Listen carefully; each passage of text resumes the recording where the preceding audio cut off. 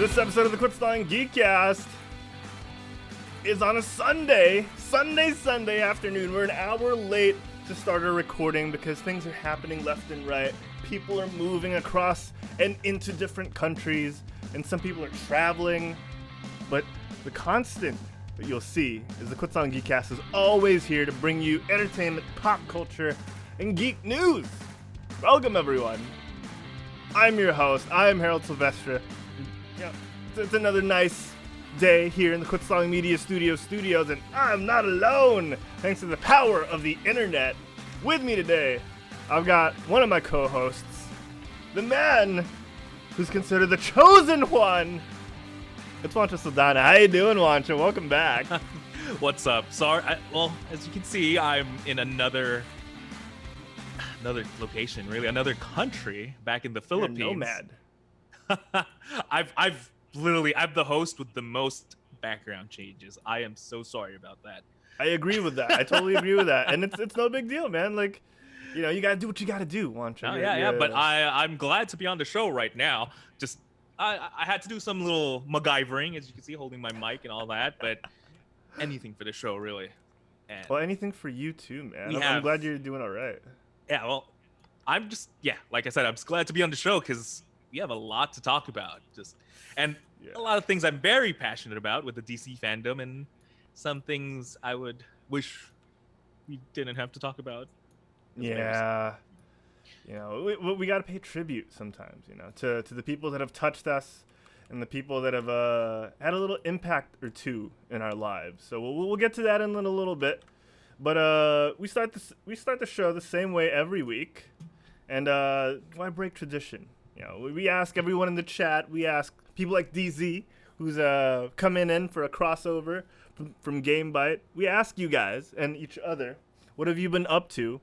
And I'm super curious as to what Juancho's been up to because he's just come back from America, tested negative for COVID-19, and he's back with his family. So I'm curious how things are going over there, Juancho. So, you know, before I throw it over to you, guys in the chat, let us know, what have you been up to? Juancho, how about you?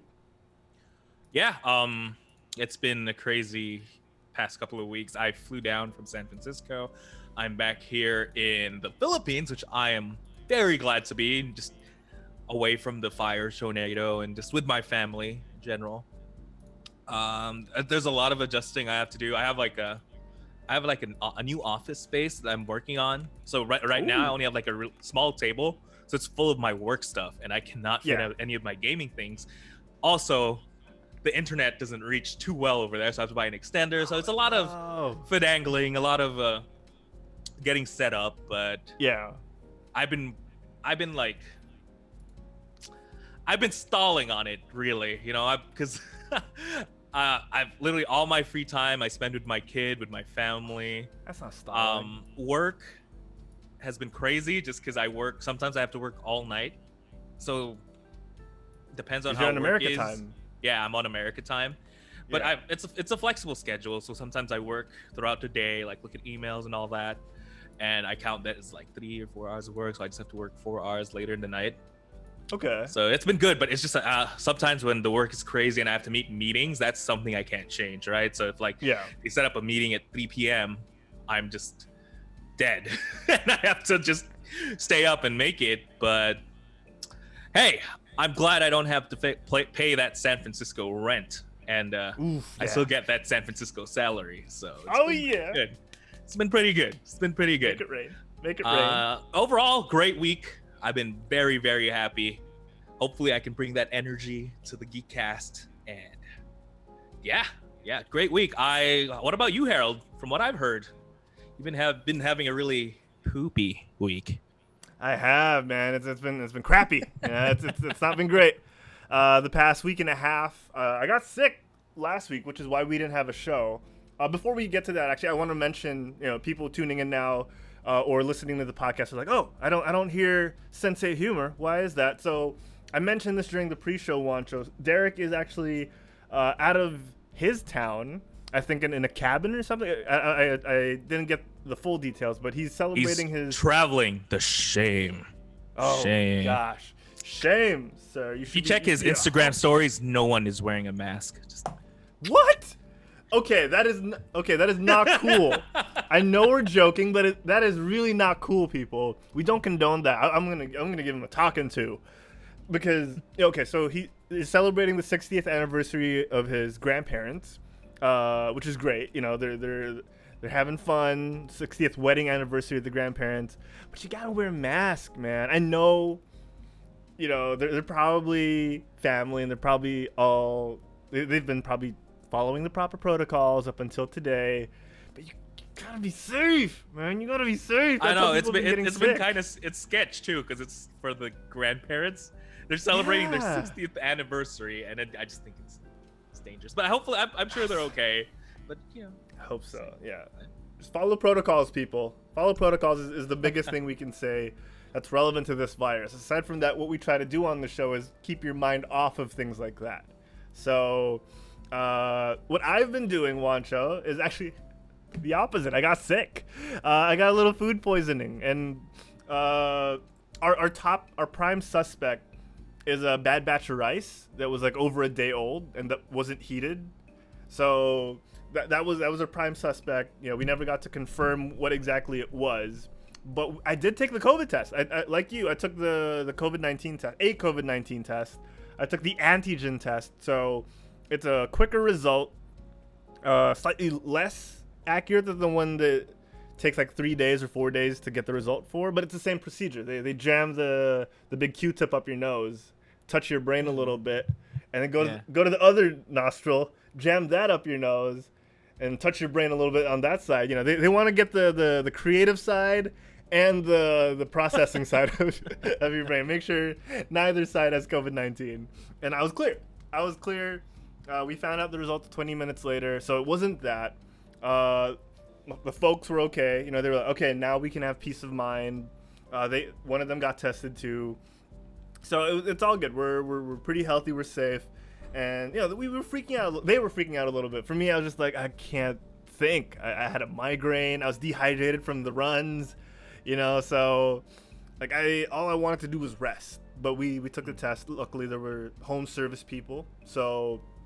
You know, they're full PPE, Juancho. I don't know who gave you your test, but they were in that hazmat suit for me. Yeah, they were like in the coveralls, face mask, face shield, everything. I felt like a very dangerous person, but not gonna lie, I felt a little cool. You know, you can't, you know, be a geek and not be like, ooh, that's kind of neat. Not the virus itself is not cool, but you know, like the procedure, not bad. Not bad. You know, fun fact that so back when I used to work in the clean room, that I used to wear that 12 hours a day, and it's not not fun, Harold. It's not. It's hot, right? It's got to be super hot in there. I mean, it's really cold in the lab, so okay. It's actually really comfy. It's just imagine having to trying to go to the bathroom in that thing.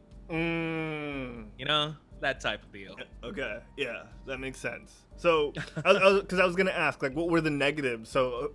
Biggest negative probably was, you know, you can't drop a dookie too easily in that thing. I used to run, like, if I had to go, I'd be running through clearances, like I'd be trying to get out of the lab, like 2 clearances just to go to the bathroom. Oh, not fun. Was it the type of like environment where when you step out, you get that the air, and you have like I have to have my badge and then like scan it. And then so when they do that spray, zone. Is there like a mix of? I'm sure it's not just air, right? Like, is there like something they From what I know, it's just air, but okay. I don't know. I didn't really look into it that much. Okay. Well, like, you know, it's pretty cool knowing someone that's gone through that. You know, you have a pretty important job. You know, making it was not fun. Things. Like, that was a really hard job. But well, you moved on up. You know, you moved up, and it allowed you to go home. Speaking of moving up, though, DZ under chat saying, "Oh, look, Juancho has a mic. It's the same mic I've been using for the past 3 years. It's just never on screen. Okay, I haven't. It isn't, it's like, right? Really, look at the little dangly legs it has. Okay, that's how I have it set up. Okay, on a table." Oh man, I can't really buy a rig if I'm moving as much as I do. But well, maybe now I you will. can, Maybe I right? will. Now you can. And the thing is, I remember the story behind that mic, Juancho, is you got that wanting to do a podcast, and you kind of had that like in the box for a couple of months. You weren't able to get started. I bought it and didn't use it at all for a couple of months. It's because I messaged Derek, hey Derek, let's do a podcast about One Piece and stuff. Let's do it. And he was like, game. So I bought a mic. It just never happened. And so look at you now. You have a podcast about One Piece on the Quit Stalling Media Network. Check out the Otaku Cast on youtube.com/quitstalling. Juancho and Derek talk about One Piece every week. And you guys are looking to mix it up, right? What else are you guys going to be talking about? I don't know. Like I'm looking for anime suggestions really, because I have the time now to really watch stuff. So we'll see. Excellent. Also, that was a real story. That wasn't just for the plug. Oh yes. So, I was like, which one? Yeah. It really was, the story where because we talked about that off air when you first came on the Geekcast, right? Yeah. Like I was even talking about how I bought this mic in America. I had it shipped to the Philippines, and it wasn't being opened. She was like, "Oh, are you ever gonna use that?" I'm like, "Yes, I dream to." And heck, this thing has been with me all over the place, TZ. So yeah, man, don't be dissing my mic. Yeah. My mic, it's experienced. These just jealous, Juancho, because he's got that big phallic-looking mic. I know. That's always like sticking to his face. I'm sure he loves it. No judgments here. Just if. I wish he was on the show right now. I want to hear it. I can imagine. So BMO in the chat watching saying they've been playing Fall Guys and binge watching Netflix shows, because what else are you gonna do these days, right? Ooh, what Netflix shows? I just got Filipino Netflix back, and it's like, oh my god, Fire Force is in it. There's like, it's way better than American Netflix. Although we don't have Avatar and Korra. Yes. That's the thing I was watching. But well, we have Avatar now. We don't have Korra yet here in the Philippines. Yeah. So yeah, like I picked up Lucifer. Like I've been meaning to get into it. I watched the first few episodes, and then on like the 5th episode, I was like, oh, I hear the Neil Gaiman writing now on the 5th episode onward. So dude, I just realized that this season that it's the Neil Gaiman Lucifer, and that it's DC Lucifer. Yes. Yes.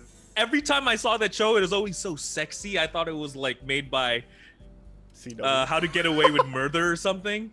Oh yeah. It was a superhero show. Yeah, superhero show. Yeah, it's so it's something I have to pick up. Yeah. It was surprising for me how much I enjoyed it after powering through the first few episodes. And it's good. I enjoy it.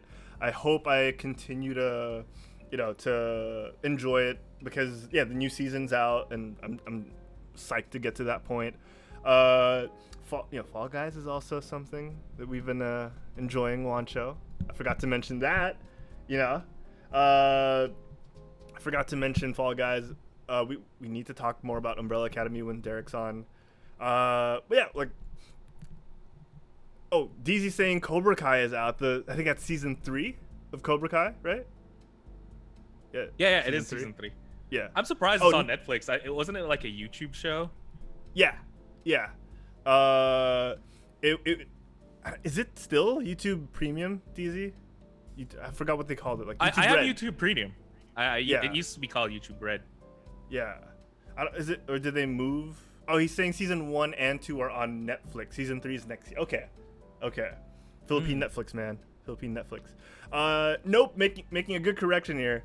Lucifer is actually Vertigo specifically, not DC. But didn't they have that like merging of? Yeah, isn't it Vertigo DC now? Did they get bought out or something? We need our facts straight. I'm not 100% sure, but I know they had that whole thing where Dr. Manhattan was the cause of everything and all that. Like all these events, man, hard to keep track of. But if someone in the chat knows better than we do, please enlighten us. But yeah, like, Vertigo was the edgier side, of DC before, which was super cool, and that's why we got Lucifer. That's why we got, I think, Constantine as well. Nope, saying they were always under DC, but they're separate entity. Okay, that's That reminds me, Marvel has something similar too. But I forget. Man, it's been a while. It's been a while. The MCU has spoiled me, Juancho. I've just been focusing on the movies since the MCU came out. And speaking of the MCU, I think while I've unfortunately made an early transition to talking about the MCU, I think now is a good time. We gotta get this out of the way, guys. Unfortunately, yesterday around 10 a.m. I think Manila. I woke up to this, Juancho. I don't know if you woke up to it or if you. Me too. I woke up to it. It was very shocking news. A lot of us, on the eastern side of the world had to wake up to this. Some people ended their day on this, and I can't imagine having to do that. This music is too badass, but we'll lower it. Chadwick Boseman, known to most people as the guy who played King T'Challa, the Black Panther in the Black Panther film. He played Prince T'Challa, I think, in Civil War. He's appeared in 4 Marvel Cinematic Universe movies in total, including Infinity War and Endgame.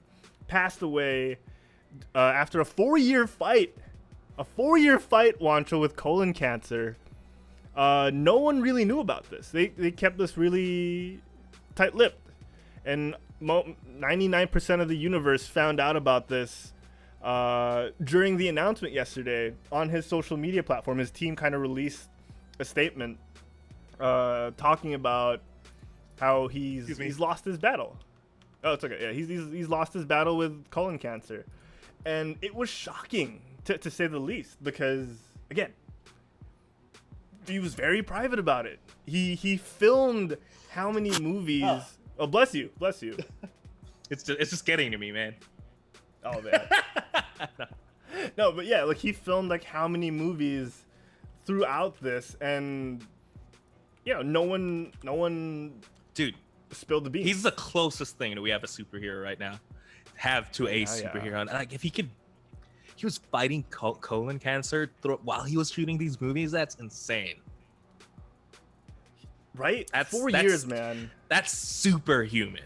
That's the very definition of the word. So. Yeah, and when we say fighting, he dealt with the illness. He went through surgery and chemo.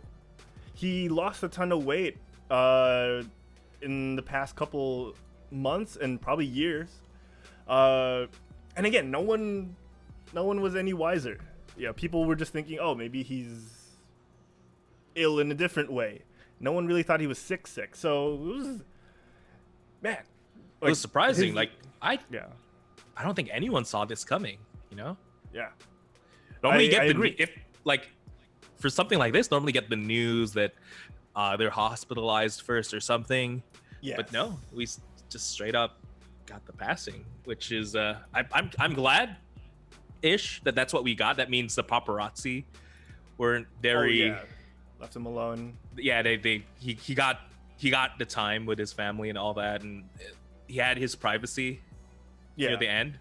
So which is kind of like the biggest part about this. You're right. Like he managed to spend his last few days, moments, kind of unbothered, as far as we know. So like, good for him.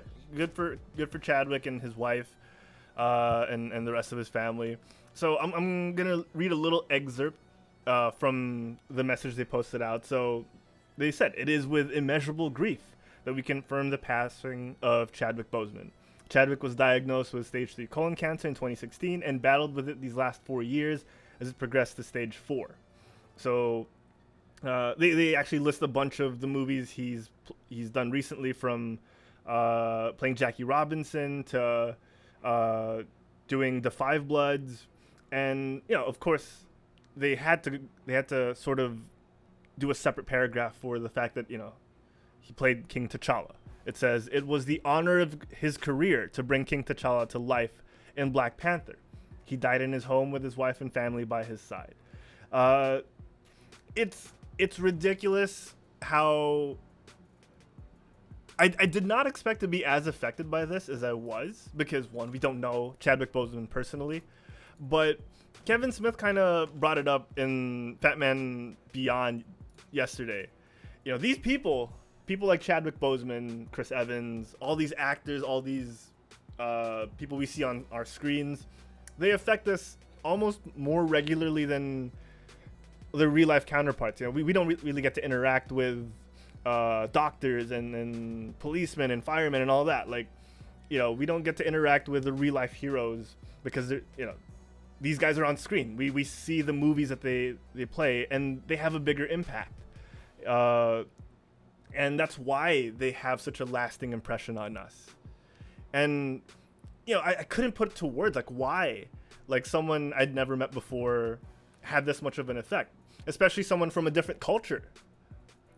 I never really identified, I didn't want to, like, appropriate the African culture into my, my thought system, the way I see things, because it's not my culture. But there's something powerful about what he did for Black culture and what he did for Afro people, African Americans, African people themselves, people in Europe and other countries that are Black. Like, he brought this role that could have been swept under the rug as just another African king role, and he kind of brought it to life.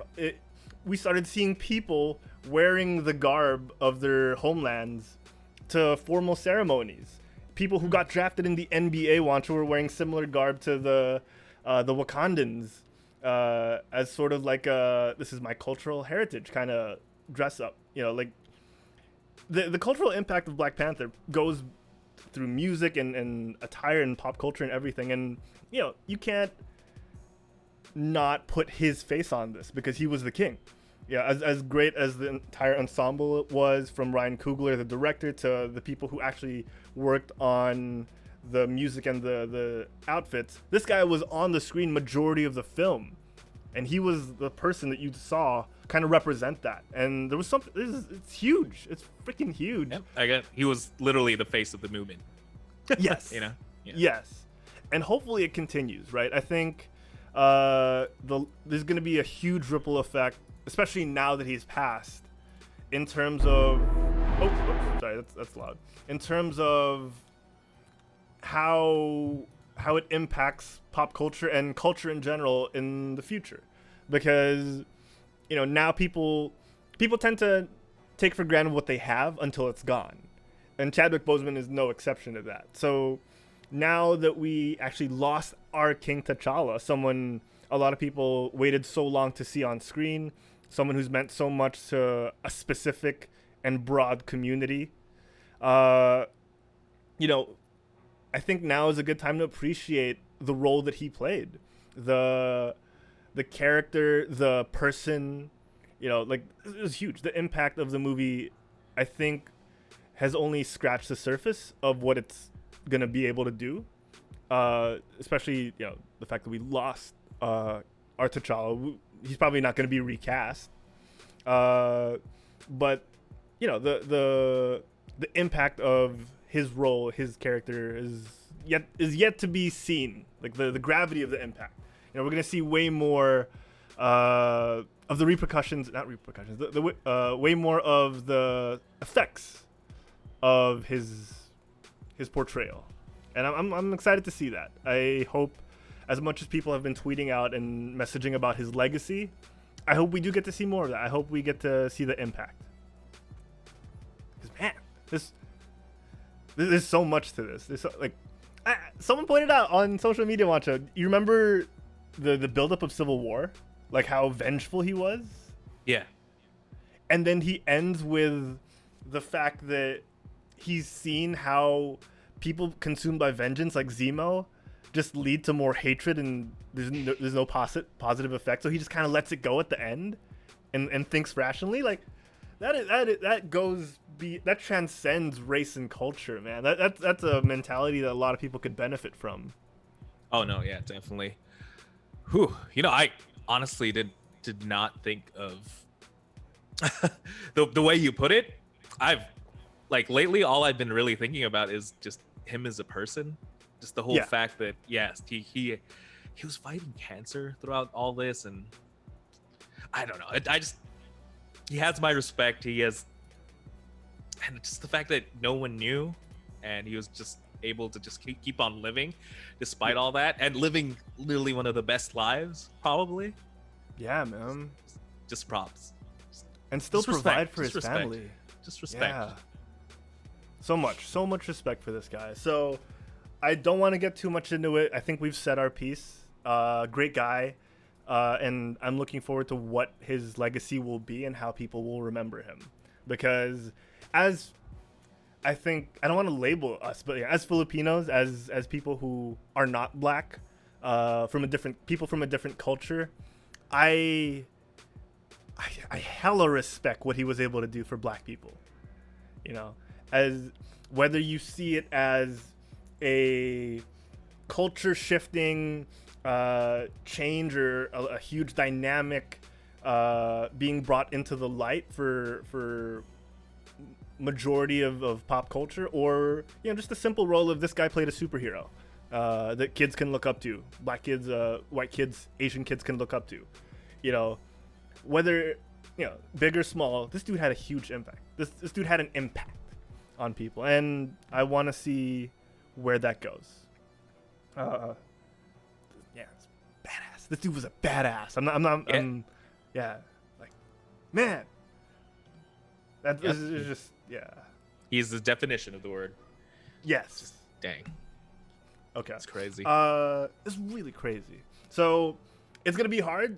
It's gonna be, as some people would say, whiplash, going from that topic to something more lighthearted. So I want to do a sort of a transition. DZ says it's kind of like when Pia Wurtzbach won Miss Universe. Filipinas were getting worldwide popularity. That's one example of that. Like the culture being recognized on a larger scale. Barongs do look more badass now than suits. There's a lot of stuff that can be said for the impact these people bring. And Chadwick Boseman, oh man, you're seeing athletes, Juancho, celebrating their recent triumphs, like Lewis Hamilton, an F1 driver, Formula 1 driver, the only black Formula 1 driver out there, did the Wakandan salute after he qualified first yesterday. Soccer players black soccer players are doing the Wakandan salute after scoring goals in the past 24 hours. So yeah, this dude definitely had a huge impact on a lot of lives. And I think it's great that we're able to recognize that and see it firsthand. We were able to be in the middle of that and still continue to be in the middle of that. All right. Yep. So again, it's going to be a bit of whiplash going from such a serious and somber topic. But we're going to try. We're going to try our best to lighten the mood a little bit, because that's what we try to do here in the Quit Song Geekcast. We want to be able to bring a little levity in this world, because that's what he would have wanted. That's what he tried to do. He tried to entertain us, and that's what we want to do here on the show. So, Juancho, we're gonna shift tones a little bit with some news and some DC FanDome news. So let's try and do that right with this stinger that we always have. Yes, I see. Good news, everyone! It's the news, and a lot of pop culture news has been happening. This part of the show is brought to you by Panels Comic Book Coffee Bar. If you're in California, if you're in the west coast of America and you're swinging by Oceanside, head on over to Panels Comic Book Coffee Bar. They have limited times of the week where they're open, but it's no excuse. You gotta check them out. These guys are fun. They give you comic books, they give you coffee, and so much more. And if you're at home and don't want to go out, that's the safe route, and we respect you. Keep at it. You could get your Panels Comic Book Coffee Bar fix. That's Google Chrome. Here from LeagueofComicGeeks.com. Head on over to LeagueofComicGeeks.com. Subscribe and find your weekly comic book pulls, and select Panels as your store of choice, and they'll be more than happy to set up your orders for you. Panels Comic Book Coffee Bar and LeagueofComicGeeks.com. All right, Juancho. Let's get a little lighthearted here. I loved a lot that we saw of DC FanDome. DC FanDome was a 24-hour event that we got last week while I was sick. I was able to find a little fun in a time of illness. And DC FanDome was this huge, kind of first of its kind event, where DC Comics and their movie arms, their different platforms, their TV arms, were able to come together and give us a preview of what they have in store. So, Juancho, I want to talk a lot about the things we saw there, but how was the experience for you? I didn't watch every single live stream because that's a lot, but I caught kind of like the synopses and the different trailers on YouTube after the fact, and yeah, I saw 1 or 2 live streams. I saw Serena Williams on the Wonder Woman panel. So how was it for you, man? Unfortunately, I was in the middle of moving around that time, so I really couldn't focus on any of the live streams. I did catch like the news after the fact, but just the quality and the presentation of the news, I have to say, was top notch. And it's different, man. It's so good. It's what SDCC was supposed to be. Yes. That's a good way of putting it. It was actual new content presented very hypely. Yeah. Very well. And their map for the event was like pretty cool too. I think we checked that out a couple of weeks ago, and I just thought it was really smart. Yeah, it surprised me, and it's made me really, really hyped for what's coming up for DC. Mm-hmm. So just because of that, I think it was a tremendous success. Especially coming after SDCC, and you're kind of thinking to yourself, I guess maybe cons weren't really made to be done this way. And then you get the FanDome. God, you get this, like, man, I think you said the key word that really elevated everything. It's the presentation. They took the extra effort of doing all these graphics, these transitions, these visual representations of the FanDome that really took it to the next level. SDCC is something that showed us what a bare bones version could look like, or does look like, and FanDome shows us what it can look like, what the future of convention going could be if we're required to stay at home, which seems likely at least for another year. I'm not planning on going to a convention next year. I don't think you are either. I think people shouldn't. But yeah, this is the way it should be done. And it took a month after Comic-Con. Like, these guys knew what they were doing. Yeah, and you have to think too, they weren't really planning to do this, right? Because of this whole COVID thing. So that gave them just a couple of months to really plan this entire event. Yes. Dude, whoever that person is, hire him and make him plan the DC universe. Like everything. Yeah. Just make him do the planning. Jeez. I feel like Jim Lee had who's the head of DC right now. I feel like he had some hand in this, because he also did that you were talking about, the artwork, the whole layout, the map of the FanDome. He did that from scratch, and I feel like he has quite a hand in this, because it takes a creative mind to be able to say, all right, we could do panels, we could do interviews, but the only way to elevate that is through visuals and a spectacle, right? And it's more than just the graphics that we have here on Quetzalling, because they had that. It's like the showmanship. It's let's get different hosts from different regions and countries and have them talk about these panels, have them present them. Let's get the creators of these movies. It's crazy. It's just so crazy good. And I think we should dive right into some of the content that we saw in it. And one of the I'm gonna jump through our show notes, Juancho. I feel like we can go back and forth here, because Nope actually mentioned one of the coolest things for me too, which was the Suicide Squad game trailer that we're gonna be playing right now.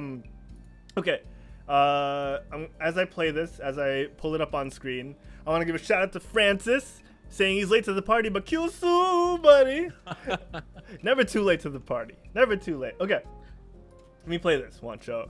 So, leading up to DC FanDome, there was some hype. There was a little talk about an Arkham game and also a Suicide Squad game. And turns out, as much as this game is still in development by Rocksteady, they already have a cinematic trailer, and it involves none other than the Suicide Squad.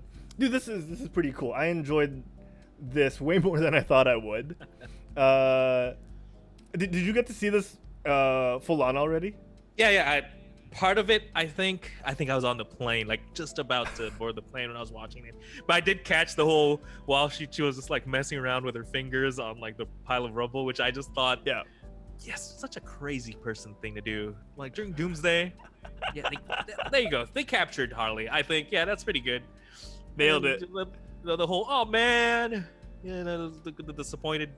I loved it. I'm a huge Harley Quinn fan right now because of the animated show. And oh yes. As long as they capture that vibe with the Harley, they're doing it right, and so far it looks good. Yeah. The cinematic trailer looks amazing. It's just, oh man, how far we've come, really. For sure. I mean, I don't want to be one of those people, right? But it did kind of feel like it nailed the vibe of the Suicide Squad, like the animated movies have. Better than the first live action movie we got did. I know it's hard to compare a 1 hour 30-minute movie to a 5-minute trailer, but the tone of this is so good, and the animation is far above par.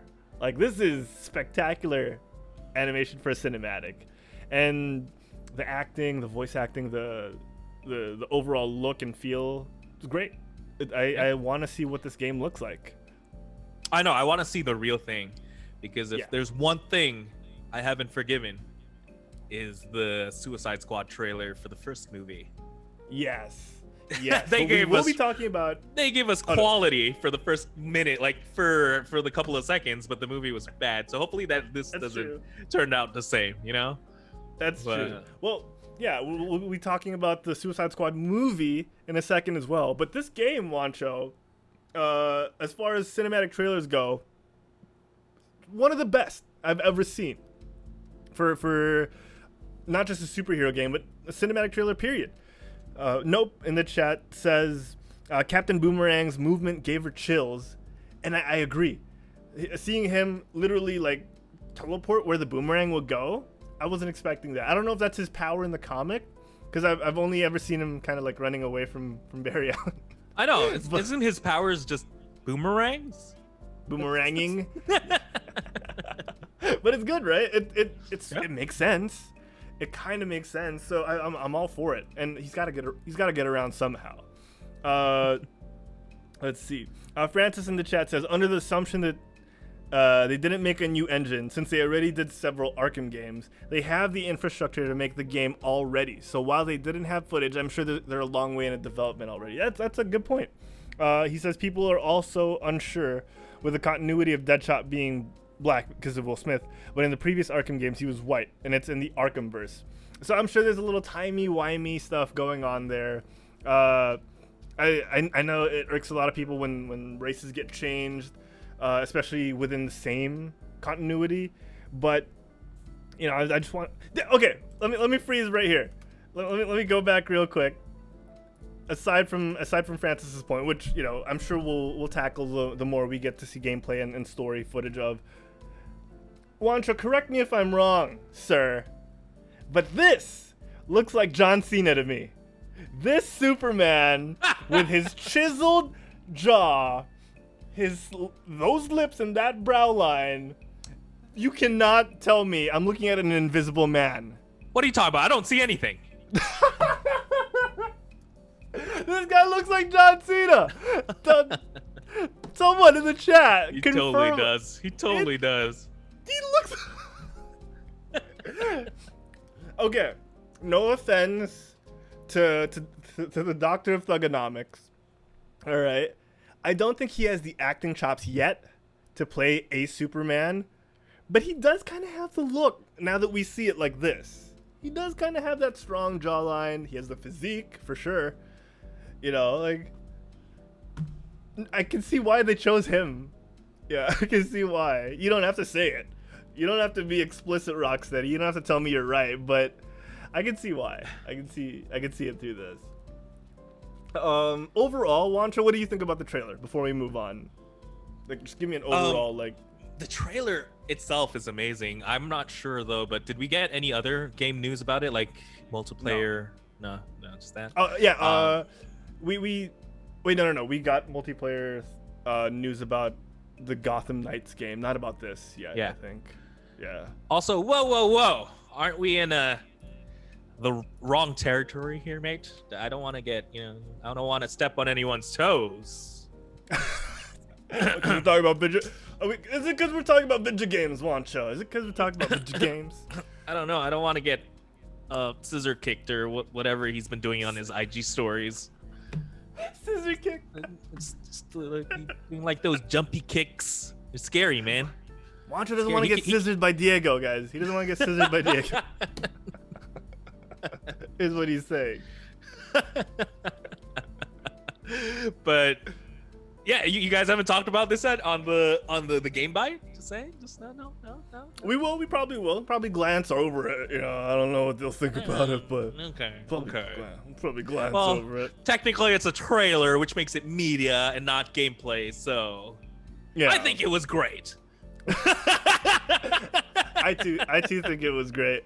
Nope in the chat says they need a different light setting because they're in Metropolis right now. I think they're gonna hop around. I agree with Nope. I think because it's called Suicide Squad Kill the Justice League, I feel like they're gonna go from city to city. Maybe I doubt that they'll only stick in one area, but that's a good point. Metropolis, Star City, Gotham. I'm sure they'll go to different places and combat the Justice League. Where's the Hall of Justice again? Is that in Washington? Is that in DC? I have no idea. I have no idea. Yeah, there's a lot of room. There's a lot of room for this. Yeah. Francis in the chat says it's just a shot of the horizon. It was announced 4-player co-op. So it's kind of DC's version of the Avengers game, which we'll be playing next week. So I think I would love this game automatically if they do this, where you're choosing, like you're playing the Suicide Squad, right? And then suddenly, like in the middle of a mission, one of them dies, and you can't play that person anymore. Oh man, I would love that. And he just gets to get replaced. Dude, like you got super invested. Like, oh, like you really love Captain Boomerang in this game. And literally in the middle of the stage, not even a boss fight or something. You just, oh my gosh. What I don't like about that thought, which is also what titillates me about that, is usually it's King Shark, right? Usually King Shark's like one of the first ones they blow up. And he looks adorable in this game. He looks so adorable in this game. So I would be down for that, actually. Get super invested and they bring in a different character. Yeah, that's a cool thought. That's a super cool thought. Speaking of people getting their heads blown off, Juancho, we got a look inside the Suicide Squad movie, the Suicide Squad movie by James Gunn. And we got to look at who's going to be involved in the cast. We got to look at who is playing who. Not completely. We got a lot of them. And I'm going to try and spout some of these out as we see them on screen. But Nathan Fillion, I forgot he was going to be in this. But, they have such a huge cast that I'm not surprised. Francis mentioned John Cena is going to be in this. And the cast is so good. Okay. If you're going to have John Cena as Superman, put him in a Suicide Squad. I think that would work. Not his own movie. And I think it would be really fun to see them fight a John Cena Superman. But oh my gosh, that's dang, true. Guys, I just have to say, you have to find someone who treats you like DC treats Suicide Squad. No matter how much you do wrong, they just don't give up on you. They just keep coming back. You gotta find someone like that, guys. because I am surprised that they're making this third movie. Is it the third? It's technically the second, right? This is It's the third. second. Well, Suicide Squad movie. Are you counting Birds of Prey? Oh, I'm counting Birds of Prey. That's fine. true. You're right. That's Right. fine. It wasn't. It's just whoever Harley Quinn is, really, right? Yeah. I mean, okay. So we're also getting the return of Joel Kinnaman as Rick. Is it Rick Flag or Brick Flag? I always get this wrong. Rick Flag. Sorry, as Rick Flag. We got Harley Quinn back. Margot Robbie reprising her role. Idris Elba is going to be playing Bloodsport, who's going to kind of step into the role that Will Smith played with Deadshot. Oh, come on. Will Smith's not coming back as Deadshot. He's not Come on, coming Will back. Smith. You can't give up on a guy like that, you know? I feel like after this, he's gonna want to come back. It looks good. It looks good. So we have, like we said, John Cena playing the Peacemaker, who in this sneak peek video they say is kind of like Captain America with a really twisted sense of justice. Yeah, he's like a Captain America that's willing to do anything to get the bad guy. So I'm super curious about that. He wants peace at any cost. Yeah, they actually said he's a douchey Captain America. Sorry, Francis made me laugh in the chat. Just, Will Smith ain't coming back. He's a little entangled at the moment. I'm sorry. That's dark, Francis. That's mean. Jeez. I don't want to. I want to move on from that. Nope says it's the return of James Gunn as well. Yes, so we're getting James Gunn helming this movie. There was a lot of controversy surrounding him around this time because of his firing from Marvel and Guardians 3 and his subsequent reinstatement after the fact that DC pulled him in for this project. I love James Gunn. I've enjoyed the work that he's brought to us so far. I have no reason to not like him, and this movie just screams fun. And they're telling us, expect people to get their heads blown off. We see Pete Davidson in this movie. Juancho, Pete Davidson from SNL. Who's he gonna be playing? Blackguard, who's a mercenary and a member of the Suicide Squad, obviously. But I like the cast. Okay, Nathan Fillion, TDK. We have Michael Rooker, who played Mary Poppins / Yondu. He's going to be in this movie. We see him very briefly in this video. He's going to be playing Savant. We have David Dastmalchian as Polka Dot Man. They're bringing out all the ridiculous characters, Juancho. David Dastmalchian, for those of you who might know his name, was in Ant-Man as one of the cons from what's his name's past.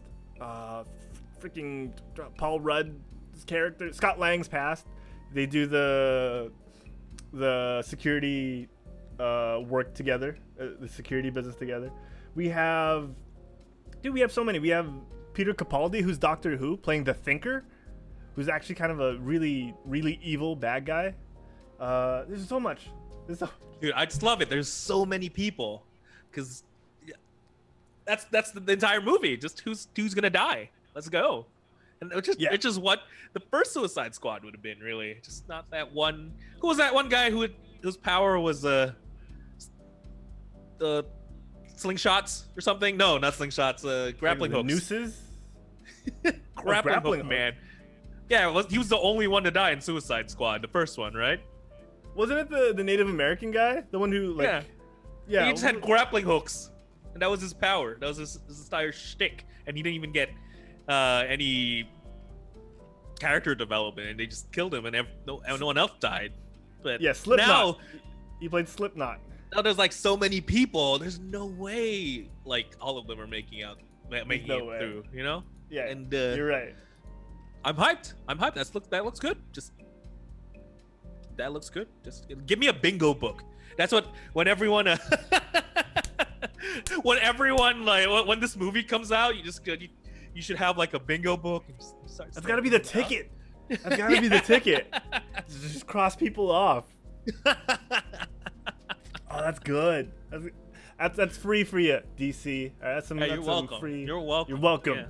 All right, not like one of you already probably thought about it. You know, but yeah, it's pretty cool. BMO says we'll get whiplash from how fast they'll go through all the origin stories in the movie. No, I remember in the first one they kind of did that, right? They gave us every single person's origin story in like super quick cutscenes. Yeah, I love this. I know we're probably forgetting someone super fun, but I hope we get this sooner than later. I wonder if they'll release this on HBO Max or something. 2021. I hope not. We don't have access to HBO Max here in the Philippines Yet. We have access to other means, Juancho. I know. I was like trying to watch Lovecraft Country, and I have HBO Max, and I was just like, no, come on, man, it's like really expensive too. Please let me watch it now. Oh man. But okay. Yeah. Yo Yeah, ho ho, it is. Let's go. Oh, a pirate's life for me. Yarr. All right. Juancho, talking about presentation, Nope mentioned this earlier. The blackest of Adams was spotted in the DC FanDome, and look at this presentation, sir. All we saw after this long walk through Egyptian halls, aside from this beautiful pebble of a man, this carved statue within a mountain that was brought to us in human form, Dwayne "The Rock" Johnson, he gave us a little sneak peek at Black Adam. Juancho, all we saw is what we in the biz, DZ, what we in the biz would call storyboards, animated storyboards, and they look fantastic. It's a Jumanji trailer. It's a Jumanji No, Francis, trailer. It is not a Jumanji trailer. No, but no, it is not a Jumanji trailer. As much as it does look like Dr. Bravestone. No, we got what we would consider an animated storyboard, and it is hype. It is so good. It's really good. Usually you don't get to see stuff like this. Usually this is reserved for pitching to producers or sponsors or whoever. This is usually just internal. Try to get a feel for what people want for the trailer, what the look of the hero might end up being, and I know they probably had to show this again to one, raise the stakes for what you can see in what you can expect to see for stuff like this in the future, and two, they needed content. They needed to show people something and get us hyped. And I feel like you could start doing this now. I feel like Marvel could start showing us storyboards for stuff they haven't even finished yet. Yeah, I mean, even just the concept of it, really, that's hyping us up this much. And this is just shows how good of a job the DC FanDome was, right? Yes. It was just all presentation. Like this was just a storyboard, but yeah. It was presented so cleanly, so nicely, and oh my, it was great. It was great. 100%. So not only do we know that we'll probably be getting the origins of Black Adam in this movie, we're also going to be introduced to the Justice Society of America. A lot of people we've never seen in the big screen before. Majority of the people we've never seen in the big screen before. Hawkman, Dr. Fate, Adam, is he the Atom Smasher? I forget. All these heroes are clashing in my brain, man. I was gonna say Ant-Man. All these amazing heroes that kind of like what Marvel did. Got these heroes who are less recognizable, and they're shoving them on your screen and making them, giving them the center stage, and I like it. I want it. I did not expect something this simple as not, it's not that simple. Something you don't normally get. Yeah, it's kind of high production at the same time, but something this, it's not even ordinary. It's simple. I'll use simple. To hype me up this much, because now I want to see the Justice Society. Now I want to see The Rock as an anti-hero, because all we've seen him as recently as Babyface. We just see him as that I know, cool, he's just funny guy. I mean, you have him like this lately. He's like Kevin Hart's stepping stone or something. He's like he's like whipping boy. And come on, let's go. Let's get some badass Rock. I mean, I guess he's pretty badass in the Fast and the Furious movies. Yeah, right now, yeah. but he's been pretty funny in the latest ones. Yeah, they made him more him. You know, he started out as an anti-hero and they made him more The Rock. And I hope they don't do that with the Black Adam. I hope they keep him consistent as an anti-hero. Yeah, I want to love him, but I don't want to love him because he's funny. Yes, that's a good point. I want to love him because he's real. There's a tortured soul behind that guy. And yeah, I've always been a fan of how complex Black Adam is as a character. You know. Oh yes. Okay, I'm sorry. We've talked about this off air before.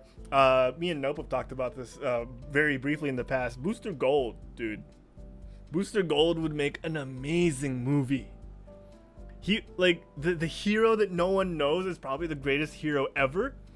Would definitely separate DC from Marvel because people are still looking for that distinction between the two brands in terms of their storytelling, and giving us a hero that no one knows saved the entire world. The amount of torture that must. I used to think Nathan Fillion would be a good Booster Gold, but he's kind of over the hill now. You know, I feel like you need someone younger these days. But yeah, I'd want.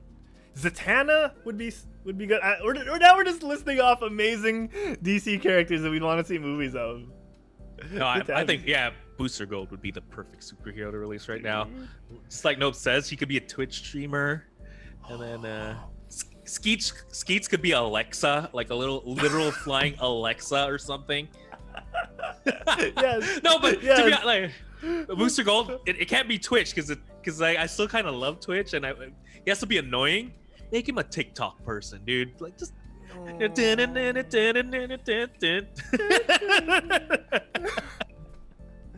No. Okay. Oh man. No, because like you imagine you open up. Potentially, you can open up with the Justice League in the future. They're already in the Watchtower. You know, you have Wonder Woman walking around. You have Gal Gadot walking around with Ben Affleck, who's apparently returning for the Flashpoint movie. Yes. Right? Yes. Just have them walking around It's the future. It doesn't have to be current time. And you just see Booster Gold, like in the Justice League cartoon, just sitting around moping in the cafeteria because he knows what no one else does. He just saved everyone. And then you flash back. Like, dude,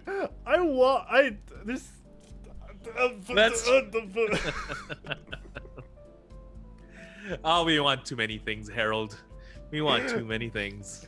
And the thing is, we want them because now they're realistic, right? They're within touching range. That's true. And we want to speculate and get stuff that we want because we didn't get it with Star Wars. There's source material that you could actually get from and change enough. DC's done they're starting to do a good job of doing that, right? Of changing just enough. We're starting to see that with James Gunn's Suicide Squad. So, man, we saw it in the early seasons of The Flash. You can do these stories different enough and still keep them true to the source. So, oh man, I don't want to go down the rabbit hole. Let's talk about other stuff that we saw.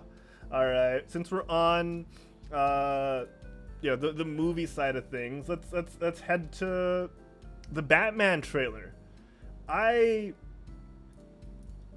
sort of saw this coming, and I'm not gonna over preface this. So we got a trailer for the Batman with Something in the Way playing as the feature soundtrack song from Nirvana. We got the Riddler. We got a little bit of the Penguin. Colin Farrell does not look like Colin Farrell. Can I just say that? Juancho, I'm leading everything. What did you think of the Batman trailer? The Batman trailer. It felt like it should have came out when we were in high school. Back when we were listening to My Chemical Romance and that type of stuff. Yeah. It seems I don't know. Not a fan of it yet. I wasn't a fan of Ben Affleck when he first donned a suit because it is a big. Those are big shoes to fill, right? Yes. Every time someone dons the mask, they're remembered for decades. Okay. Yes. And so far, I don't know. I love the setting is great. Like, I love the Gotham PD. It looks. I feel like they just borrowed the set from Gotham. Really. Oh yes. But it looks great, and like everything about it looks great to me. Like it feels like Gotham is really scummy. So location wise is great, but the Batman himself, I don't know. I'm not quite sold on Batman just yet, especially Batman. I don't know. Like seeing this scene specifically when he punches the guy down excessively. Yeah. It's like that's not very Batman to me, or I don't know. But then this led me to speculate, just like everyone else, that this isn't. He's playing Batman, but he's not playing Bruce Wayne. Then that would make so much sense to me, right? Like, okay, like this is actually, heck, it looks like the Red Hood just because of the freaking title, but yeah. So far I'm not sold as him as Bruce Wayne, but if he's playing a Robin trying to be Batman, then I guess that makes more sense. Yeah. But yeah, I love that there was like the riddle in the trailer, and people were trying to solve it. Oh yeah, they did. They did. Yeah. Let's go. That I'm very down with. The Riddler is one of my favorite Batman villains. So making it an ARG, okay, good job. Let's do more of that. Yeah. I like the twist on the Riddler because you gotta be a little smarter with how you portray a villain like the Riddler these days. He's got to be more devious, a little what's that called? The Zodiac killer-ish. He's got to be smarter. He's got to actually test the mettle of Batman being a detective. And I think that's why I like this movie, or what we've seen so far, because I know people are saying it's edgy because that's DC these days. It's edgy, but I kind of appreciate how it feels like Batman Year One. If you guys have seen the art style of that, if you've heard about how it's been told, that story, how that's been told, it's supposedly Year Two. This is Bruce, this is Batman in his second year of being the Batman. That's why the Gotham PD TV series is happening, because that's sort of got Batman Year One. That's Batman finding himself. You talked about the setting of this movie, and it puts the goth in Gotham, and I appreciate that, because we've seen the slightly lighter side of this with Christopher Nolan's take. We've seen the very edgy side of this in Zack Snyder's take. I feel like this is somewhere parallel to Zack Snyder's take, but in a like we said, in a different way, and I like that. Of course, it's not going to be everyone's taste, to everyone's taste, but so far, and for me, it's kind of nailing that in between as well of the Joel Schumacher Batman, because we're seeing the seedy side of Gotham, and it's not toned down as much as Christopher Nolan's was. It seems like we're gonna get a little brutality from a young Bruce Wayne who's figuring out who Batman is. He's not sure yet what his code of ethics is. He doesn't know how far he can take it, because he's still very angry. He's still trying to use this as a platform to get over the death of his parents, as an angsty, brooding Bruce or Batman. I know that there are those theories that it might not be Bruce, but if it is, I can see why they're taking it in this direction. I don't know. I feel like this entire Batman is like this side of Batman is very much overdone already. The whole he works alone type of deal, and making it angst man instead doesn't really help it. Honestly, like I think it's time for Batman to evolve. You know, Batman. Do you want to see the team up Batman? You want to see Yeah. the? I want the Batman who's like best friends with Superman already, and we're about to get that. You know, we're gonna have best friends with Superman. He adopts children to train them into crazy martial arts, but to adopt children, create like he has the Bat family, his Batman Inc. Yeah, He doesn't work alone, not anymore. Like he does, like let's say like more serious missions. He does, and that's the thing. We could have like Batman adventures with sidekicks, but we just know deep down there's like a deeper, darker secret of Batman, because Batman will always have something to pull out of his sleeves. But I think it's time for us to get that type of Batman, you know, the collaborative, nicer Batman. No more brooding, I'm alone, leave me alone, mom. So I don't know, you know, like with what they've done with the different Jokers, I feel like Batfleck could actually be that Batman, because they've already established that, right? He's getting a little lighter, he's getting softer, you know, in his age, he's being more open to all these other supes, all these other heroes that he could actually work with. And I think there's room for that. I also think there's room for this, because like Nope said, I think everyone's too attached to their own idea of Batman and not letting the new stuff a chance. Because if you're going to reinvent the wheel, because DC's going to reinvent Batman as much as they can milk him, you know, I'd be open to this. And then, you know, there's also room to give us the other kind of Batman. I kind of want that too. You know, I want to see him open up. I want to see him develop, and I want to see the grown version of Batman. Like you said, he's seen all of this. He's done all of that. Let's get to the point where he wants to train the next generation. He wants to, you know, team up. So I feel like there's room for all of this. Just like there's room for new iterations of the Suicide Squad. Just like there's room for the Snyder Cut. If you can't get it done right the first time, now we're establishing the precedent that you can kind of go back and rewrite history. So let's see. Yeah. I want to see this movie first. The thing is, too, you just know someone in DC is already thinking that. The whole Batman needs people. And and how important the Robins, his sidekicks are to him, because literally the other piece of news we have is Arkham Knights, right? That was released in the same thing. In nice the same transition. Let's go to in the DC fandom, you have like an entire Batman game without Batman. Yes. So we could actually dive into that right now, because it is kind of relevant.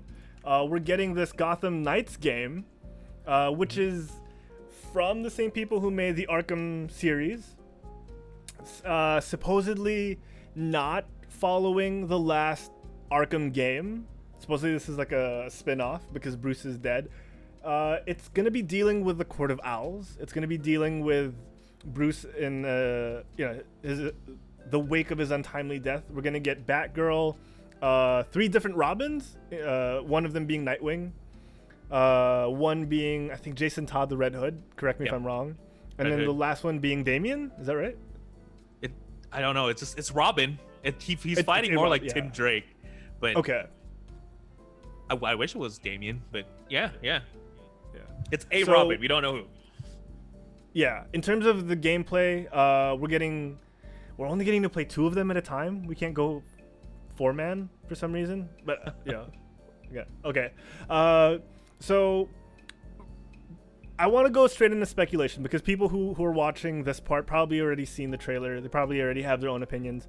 We see Batman at the end of this trailer. We see at the end of this trailer that we're dealing with the Court of Owls. And part of me thinks, Juancho, Bruce is pulling the old switcheroo, all right, telling the world he's dead so that he can infiltrate the Court of Owls. Oh. We're doing conspiracy right now. Okay. Oh, no. I think this is all training. You think this is a sim? Wait, real quick. No. This is like really elaborate training for the 4 Robin, or the 4 of them. It's not 4 Robins, because Batgirl's playing it. Yeah, 3 Robins and a Batgirl. For his successors, it's gonna be all training, and in the end, like pulls off the mask of the Court of Owls and is like, "Hey, it's just me. I'm not dead. Good job. You can succeed me. I have more faith in you." That's what I feel like is gonna happen. Okay. Wow. That's a different direction than I thought, but it's also viable. You know, like he is twisted enough. We've established that in different mediums that Batman is twisted enough to go in this direction. Nope, saying it is Tim Drake. It's Timmy Boy. Yeah. Nope also says if Marvel can have 3 different Spider-Men and 3 different origins, we can have 20 Batmen and 20 Batman origins. Again, see, like I'm super down for many iterations because as fans of these characters, we don't mind seeing the twists and turns. It's when it deviates, like Nope was saying, you know, when it deviates too far from what we have in our minds, we tend to not be as open to it. And I feel like, you know, it doesn't have to be for everyone. You know, you could have your favorite Batman, right? Like if in a world where we have Adam West and his campy Batman, I feel like we could have Robert Pattinson and his edgier Batman, you know? I agree. It doesn't hurt to have this Batman. It's just, I'm just worried because it takes resources to make this. And you just know when a Batman gets revealed, it takes a while for a new Batman to come out. Okay. Since we're focusing on this one, we might not get like a, you know, the campy Batman, the friendship Batman I was hoping for, but yeah, that's it really. But I don't mind. I don't mind having this Batman. Heck, the more the merrier. If they can make, they're making, if they're doing the whole Batfleck and this at the same time, then yeah, there you go. That's fine then. If they have enough money and resources to do that, great. I'm just scared they're gonna focus on this Batman more. But we're talking about video game. Yeah. do you want to give your thoughts on the video game before we move on? It looks great. It looks very Arkham-esque because it is Arkham-esque, and yeah, I'm telling you, there's some guy in DC already who knows how important Robins are. So maybe give him a movie instead of a video game. I mean, a live action movie? Ooh. Yeah. Because we are getting that choose your own adventure, what's it called? Killing Joke. No, not Killing Joke. Choose your own adventure, Death of Robin storyline. Oh, yeah. Direct to home. Yeah. So, yeah, give us a live action Robin that isn't Chris O'Donnell. Yeah. Okay, I'm down for that. But, Juancho, since we brought up Batman of the past and future, something that people might have missed was this little campy Batman beats Batman. All right, so Batman Beyond, the Bruce Wayne of the future, and Terry McGinnis receive a transmission from the Adam West Batman. And apparently they go on this, like, I watched the whole thing. They go on this little commentary. I did not see this at all. Okay, I'm going to link it into the chat. Okay. I'm going to link it everywhere. It's also on our Discord. All right, if you guys have the time, it's like a 5-minute video where Bruce Wayne and Terry McGinnis, who's flying around in his futuristic Batmobile in the sky, they watch part of this episode of the Adam West Batman, and it's some of the most hilarious commentary ever. The original voiceover actors, Juancho, we get commentary of them talking about, you know, Batman 66. This is what's his name? The Bruce of freaking the animated series. What's his name? We saw him in the Arrowverse as well. Kevin Conroy? Yes, this is Kevin Conroy voicing older Bruce, and the original voice of Terry McGinnis, and they're ragging on Batman 66. Like Terry's just like, Bruce, I never noticed. Are your eyebrows painted on? And he's like, that's not me, Terry. That's a different Bruce. Oh my god, I need to see this. I need to see this. Okay. It's very self-aware, and they zoom in on the Joker, who's played by, I forgot his real name. Dang it. And they keep talking about how there. Let me get that screen real quick. They talk about how his mustache is actually painted. Here we go. His mustache is painted over with white. So they rag on this so hard, and they're like, it's so distracting. I can't take my eyes off it. It's so funny. And no one expected to get this, and it's just, I can't believe people aren't talking about it, because it's probably going to show up on Facebook video in like 3 years and be like, can you guys believe that they did this? That's true, huh? Oh, let's get ahead of it. Start sharing. Oh, I'm with you. We're going to get ahead of it. We're going to share this on Facebook. But yes, so if you guys want a little levity in amongst the edge, amongst the uncertainty of the future of Batman, watch our past and future Batman, just having some fun. And like, the YouTube comments are hilarious. They're all just saying like, I would pay to see a direct-to-home video of just commentary from Kevin Conroy and the Terry McGinnis voice actor talking over Batman 66, because it's hilarious. It's super funny. It's very Mystery Science 3000. If you guys, Science Theater 3000. I would totally watch that. Just watch all the old episodes of Batman 66. Just do like, commentary. Yeah, I'd love that. Please do it, DC. I'd buy it. I'd buy that. Yes. That's like, that seems easy to do too. You know, they just have to watch it and act a little bit. It's something they could do from home. Yeah, through COVID. Yeah, that's true. It's a really good point, Juancho. Okay, so we did also want to finally get the Snyder Cut trailer, the official trailer for the Snyder Cut, and I kind of have hope for this. I kind of like it. I think we established that the original cut of the Justice League that we got was a really huge missed opportunity. And they have something that no one else ever gets in Hollywood, which is a second chance. And it looks like they're making the most of it. Yeah. I don't know. I've seriously, ever since Suicide Squad, I just don't trust DC trailers, but it looks good.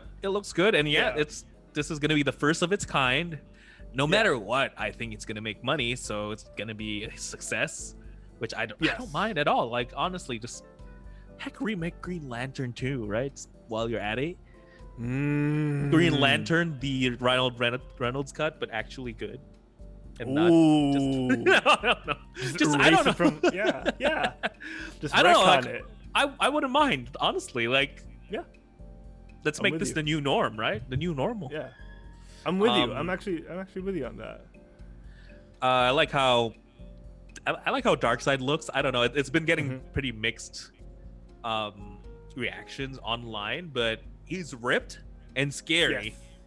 Yes. So you got the scary down. Yeah, he looks like Darkseid. Yeah. Which is definitely going to be a better. And then forgot this name. That guy's name. Steppenwolf. Actually looks scary now.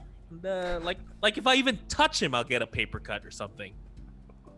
A legitimate cut. He's not made of paper. Like, he's sharp. The man is sharp. Legit. I think two things for me. Why does Barry still run with his arms flailing around like he's swimming? That's too hard to edit. Already. They have to go with it. We gotta cut our losses somewhere, guys. I get that. The other thing for me is the cheekiness that they're using Hallelujah again. Zack Snyder got so much flack for using Hallelujah in The Watchmen. I feel like this is just a huge F you to all those people. I feel like you're just saying, you know what? You don't like Hallelujah? This is the best Hallelujah you're ever gonna get.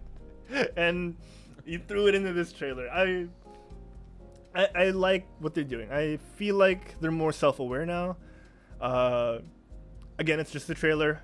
We've been burned before, but hopefully they're going in the right direction. Beamo in the chat says he must own the royalties for Hallelujah. He probably owns the song at this point.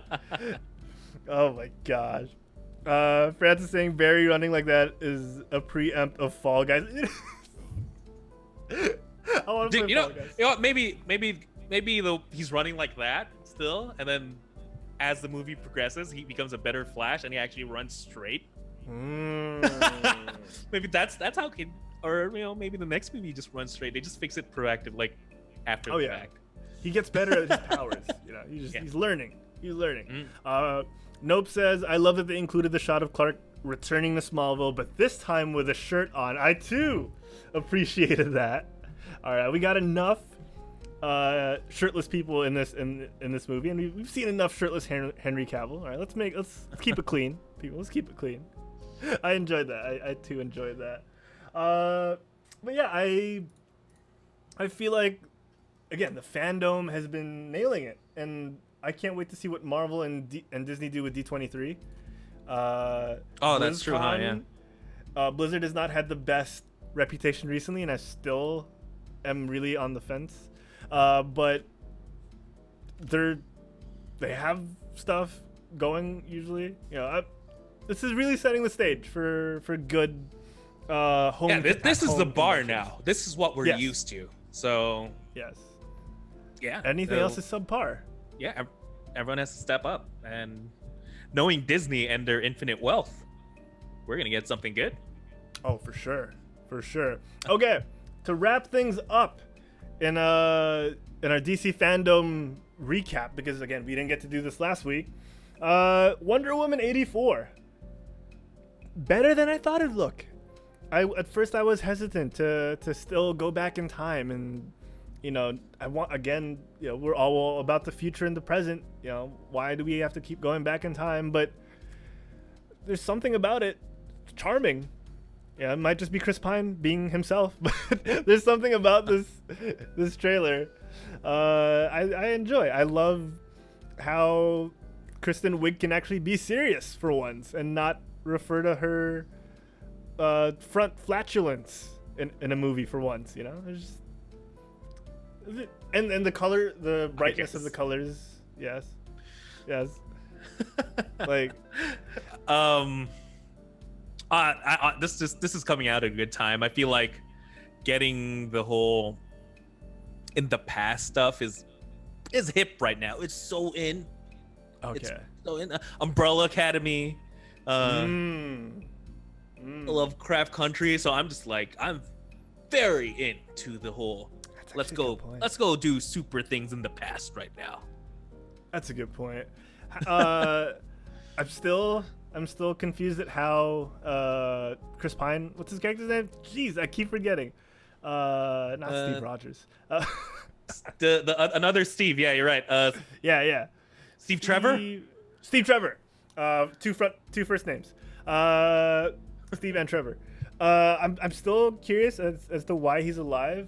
I don't know if there's lore behind the Wonder Woman gold outfit that makes her look like Hawkgirl. But aside from that, Cheetah looks great. Kristen Wiig looks amazing.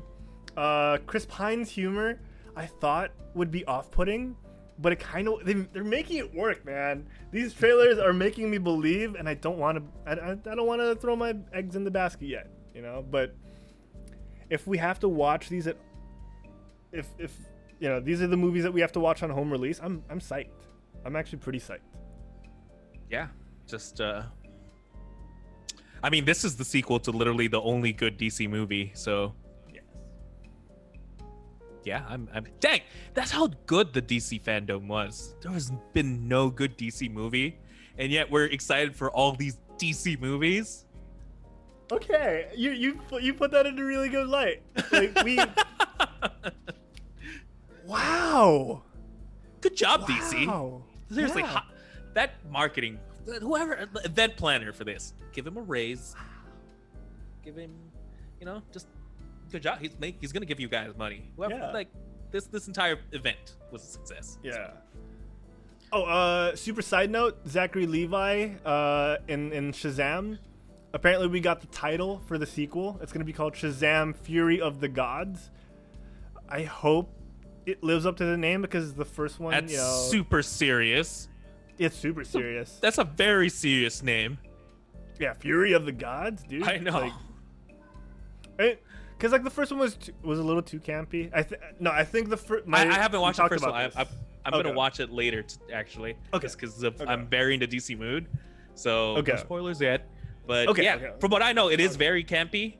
So going from that to Fury of the Gods. Fury of the Gods. I feel like they could be setting up an eventual meetup between Shazam and Black Adam. You know, with a title called Fury of the Gods. Oh, Sensei in the chat. Hello, arigato, Sensei. Being lazy and just not coming on the show. Come on, sir. Come on, sir. Okay. Wear a mask, buddy. Wear a mask. Okay, so seriously, sir, wear a mask. Okay. Going back into the chat, every close-up of Kristen Wiig reminds me of when she tries to stop herself from laughing at SNL. Literally, in Ghostbusters, right? Literally, in Ghostbusters, that's pretty much what it was. Is they're just trying to stay in character. I'm one of those few people that enjoyed the female Ghostbusters movie. Oh wow. Okay. Yeah. Frantisha says the armor she used was from the Kingdom Come arc. That's a really good Alex Ross made. You know, like he did the art. It's so good. If you guys haven't read Kingdom Come yet, it's really good. Jay was upset. Jay's always upset about everything. He says Jay was upset that they used it without any context of the plot line. We don't know yet, Jay. Sir, let us. Okay. And we really do need like a new resident, just comic book expert, really. Yeah. Someone who doesn't just get annoyed at every little plot. No. Sorry, you hurt me too, sir. You are reasonable, dignified, measured, Juancho. All right, okay. Don't worry, I'm sticking through the show. I'm not gonna leave you hanging. If Derek was here, I would have bolted. No, but and you know, Jay has great opinions too, and I feel like there's room for more. There's room for more voices here on the Kutsang Geekcast. Fury of the Kid Gods. So I want to see where they take the DCEU, you know, because the hope of Batfleck coming back, he said he was never coming back. Henry Cavill still kind of, you know, teasing us here and there, you know, he's still pretty jacked. Yeah, I like it. I like our chances, Juancho. Hopefully Mira doesn't make a return, but you know, we'll see what we'll pick and choose. That's true. Oh man, that's so crazy what the DC fandom was able to do to us. That's insane. That's insane. Imagine what Disney's gonna bring. I hope they actually have good movies. So, come on.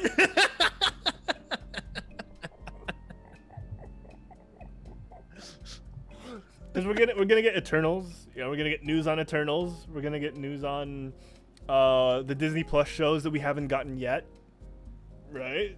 Oh, we should have the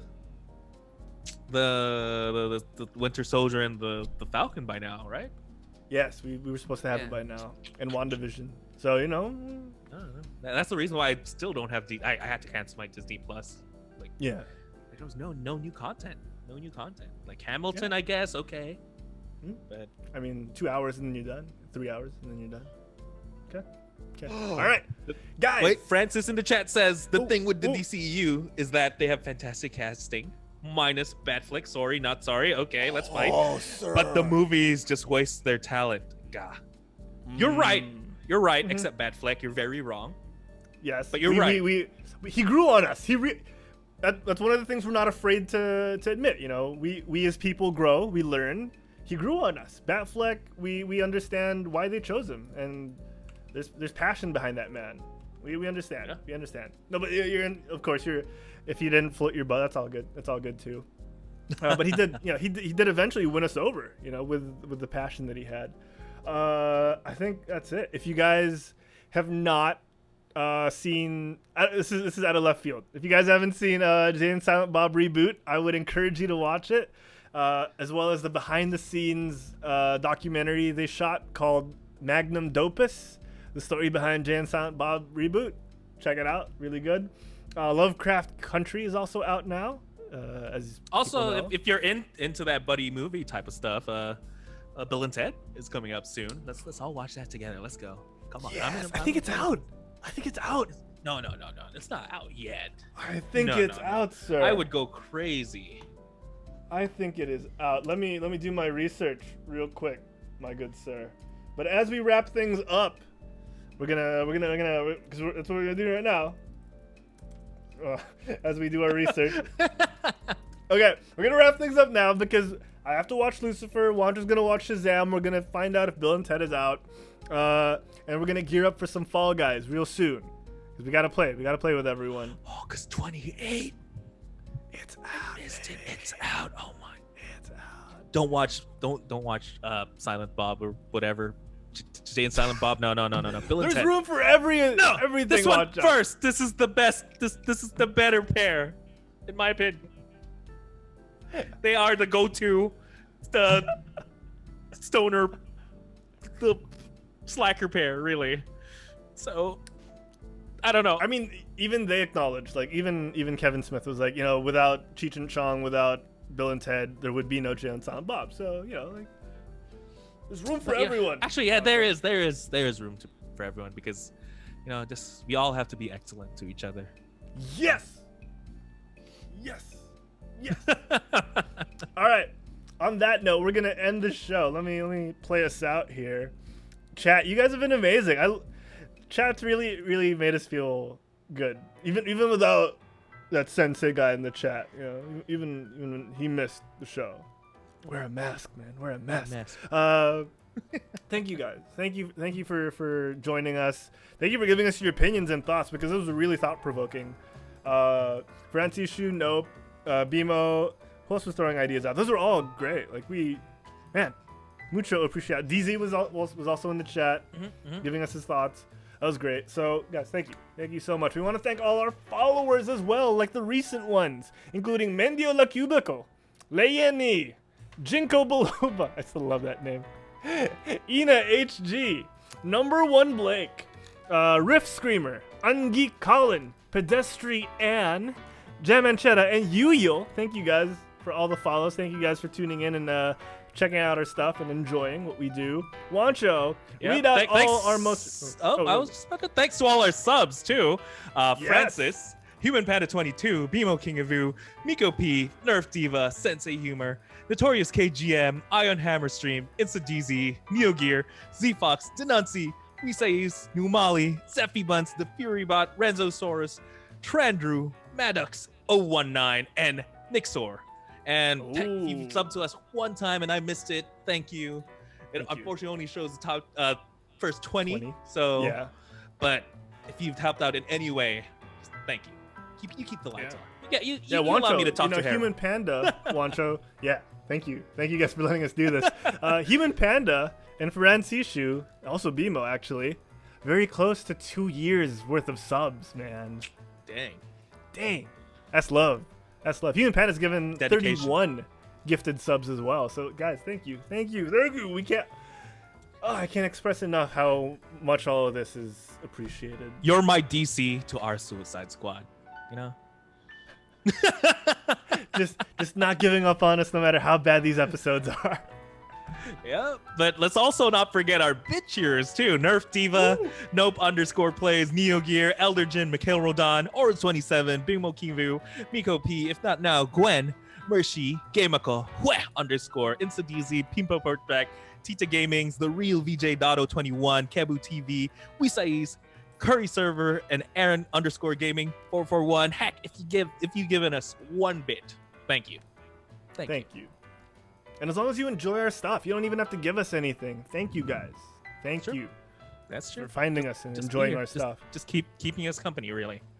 Juancho, I want to say, I have been dethroned as the most used quit stalling emoji here on Twitch. It is now my pleasure. It is now my honor to congratulate you for taking the top spot for all the quit stalling emojis. Wancho Fist rating in the top with 255 uses. I'm falling far behind at 221.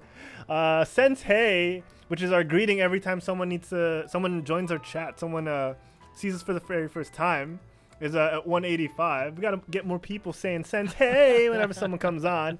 Of course, the DZ emoji is trailing at 83, and one of our more recent ones as well, the Miktas, is used whenever we sing.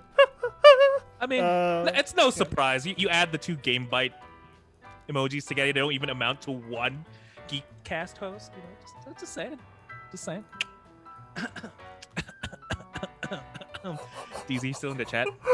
I DZ, don't think he's here anymore. Oh my gosh. That's so good. Oh my god. That's what he gets for missing. That's what he gets for missing the end of the show, man. Thanks, Francis.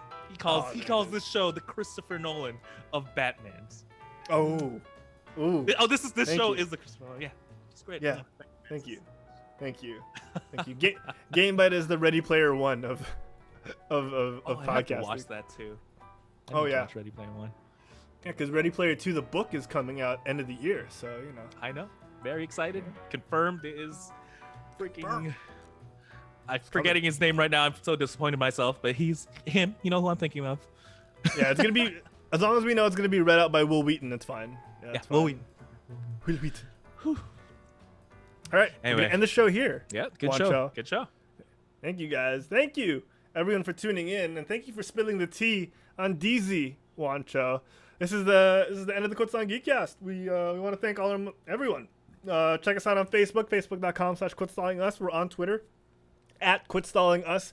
We're on Instagram at quitstalling. You can find us live streaming here weekly on twitch.tv/quitstalling, and of course on YouTube, where our videos go up on demand, youtube.com/quitstalling. Find the Quit Stalling Geekcast and Game Bite on every podcatcher out there, whether you're listening to us on Spotify, Apple Podcasts, and so much more. Let us know if we're not there, and we'll jam it in. We'll jam the shows in there. Juancho, where can the folks at home find you when you're not on the Quit Stalling Geekcast? You can find me at my Instagram, which is at Saldana Juancho, or my Twitter, which is at Juancho Saldana.